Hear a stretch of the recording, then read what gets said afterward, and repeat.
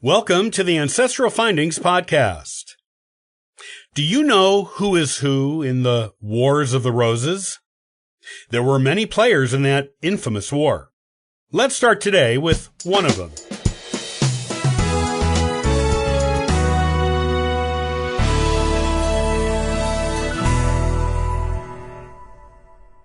Henry VI was a key player in the Wars of the Roses. In fact, the roots of the war began a century earlier with Henry VI's grandfather, Henry IV. Henry IV overthrew his cousin, Richard II, from the throne. They both shared a grandfather in King Edward III, each being a son of a different child of Edward. The root of the conflict of the war was which branch of the family had a better claim to the throne. While the line of succession passed peacefully from Henry IV to his son, Henry V, and to his son, Henry VI, it was during Henry VI's reign that the rival branch of Edward III's descendants came forward and stated that they had the better claim to the throne.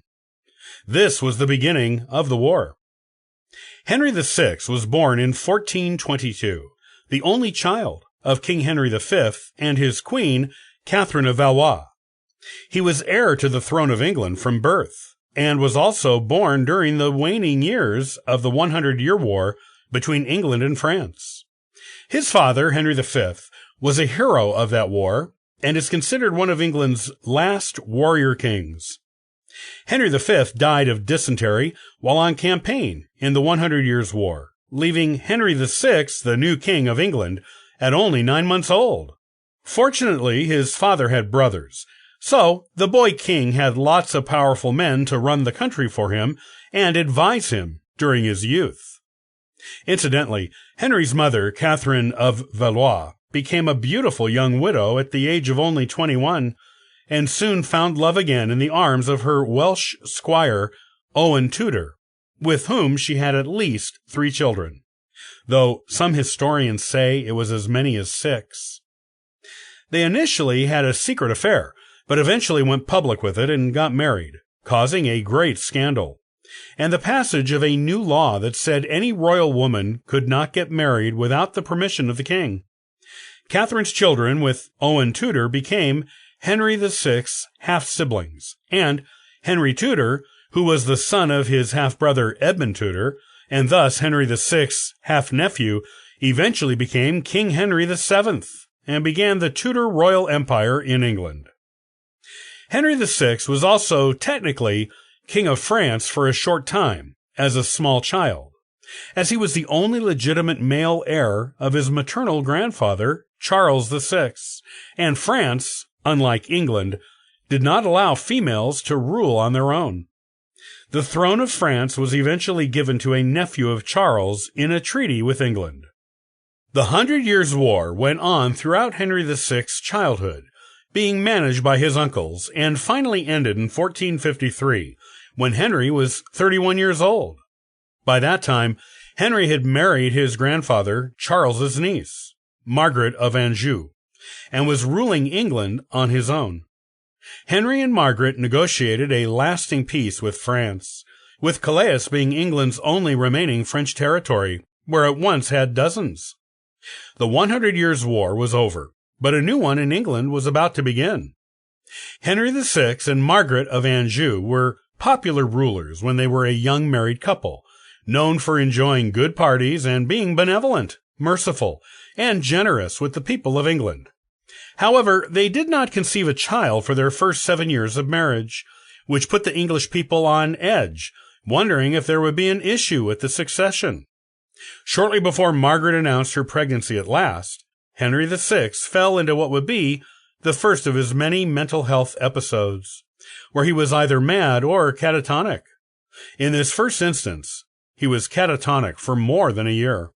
Margaret gave birth during this time, and Henry VI was not able to verbally acknowledge the boy as his son. According to English custom, the acknowledgement of the king is necessary in order to be considered legitimate. The new prince, Edward, was left in limbo for the time being. While Henry was suffering from madness for the first time, Margaret tried to keep it a secret from all but their closest advisors. However, Henry VI's cousin, Richard of York, from a rival branch of Edward III's family, suspected what was going on. Henry eventually recovered from his bout of madness and acknowledged his son, but he did not stay well long.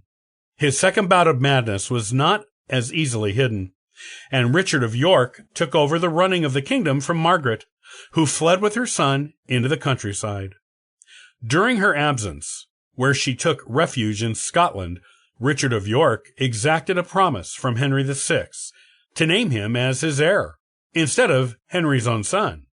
Margaret of Anjou was a warrior queen and not one to let her son's birthright be taken from him. When Henry VI was well again, she came back and saw to it Richard of York was banished from court and from the king's council. It was only a temporary victory, however. Henry VI's bouts of madness became more frequent, and Richard of York was at the ready to take control of the kingdom and the king, along with an army of his own to back him up. What followed was a constant battle back and forth between he and Margaret of Anjou for physical custody of the mad king Henry VI that eventually erupted into full war. This was the beginning of the English Civil War known as the Wars of the Roses, and to contemporaries as the Cousins' War. Richard of York was eventually killed in one of the early battles of this war, and so never got to become king in name, though he acted as king in deed a few times.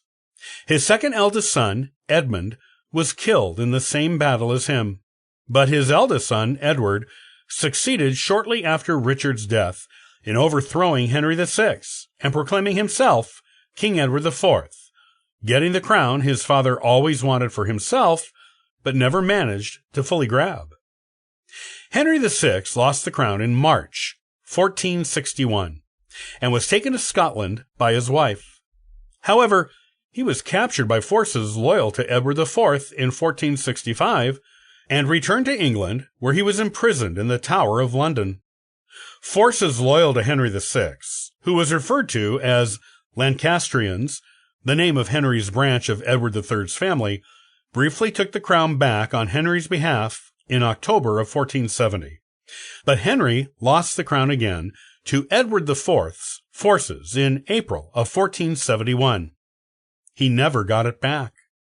His son was killed in the battle that put Edward IV on the throne for good. Edward IV's branch of the family were called Yorkists. And Margaret of Anjou was captured and kept in the Tower of London for years, until her relatives in France ransomed her and obtained her freedom. She went back to France, where she spent the rest of her life as a poor relation to the French crown. Henry VI was put back in the Tower of London when Edward IV took the throne the second time. He was killed in the Tower the very night Edward IV was officially restored to the throne. Edward IV told the people of England it was merely a tragic coincidence, but most historians believe Henry VI was killed by Edward IV and his brothers, or by someone they hired. The Wars of the Roses raged on until 1485, when Edward IV's brother, King Richard III, was killed on the battlefield and lost the throne to the last legitimate Lancastrian heir, Henry Tudor, who became King Henry VII. Henry VII married Edward IV's daughter, Elizabeth of York, uniting the two warring family branches and ending the Wars of the Roses.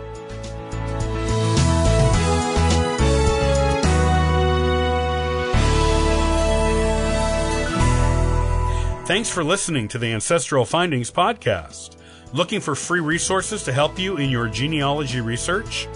Visit ancestralfindings.com, where you can find more helpful information. Happy searching!